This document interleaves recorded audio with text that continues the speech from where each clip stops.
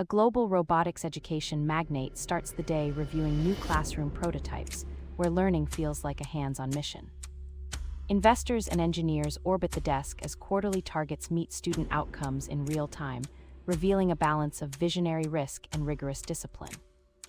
The story follows server rooms, robot labs, and campus partnerships that turned a classroom revolution into a scalable, profitable movement. Each decision reflects a commitment to accessible tech literacy and long-term wealth built on durable, impact-driven products. The tour ends with a candid reflection on mentorship, patience, and the quiet power of reinvesting in future innovators.